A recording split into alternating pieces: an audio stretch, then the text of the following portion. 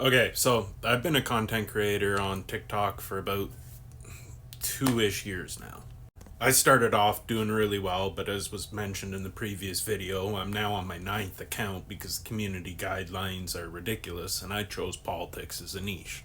So I've since had to separate my writing content as an author and my vlog style content and my political content so that I'm not constantly having to create new accounts.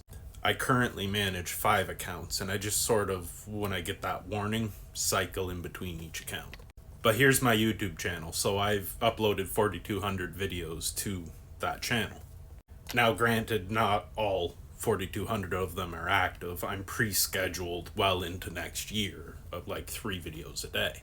But not once have I had any videos taken off of YouTube.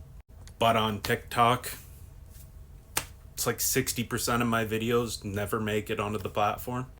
Usually when I get around 500,000 to a million views on a video, they tend to get reported, especially if they're political in nature. I've had some issues with Instagram, although it's mostly the comments that seem to get flagged. TikTok is just absolutely atrocious. Like, I could code them better moderation software. Facebook's Facebook. By far my favorite app on the internet as a content creator is YouTube. The sense of community is better there. The people tend to be more loyal, and that's not against the audience that I do have on TikTok, but TikTok is an outreach platform designed to get your content in as many new eyes as possible. So there's no guarantee that a lot of your followers on TikTok are going to see your content day after day. Like, many of the times, the best way to not keep up with a content creator you like on TikTok is to follow them. Whereas on YouTube, I think around 50% of my viewership is from returning viewers.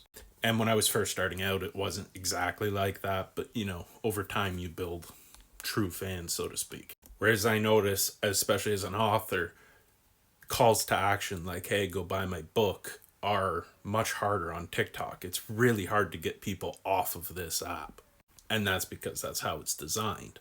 Whereas on YouTube, I have a couple political videos do exceptionally well and then follow it with, hey, I'm an author, go buy my book. Usually I'm met with pretty good reception. And I'm much smaller on YouTube than I am on my TikTok account. So eventually I'm going to be done with TikTok. Once my YouTube picks up, gets to a decent level of monetization, I'll be done with this app. So, subscribe to my Patreon and YouTube.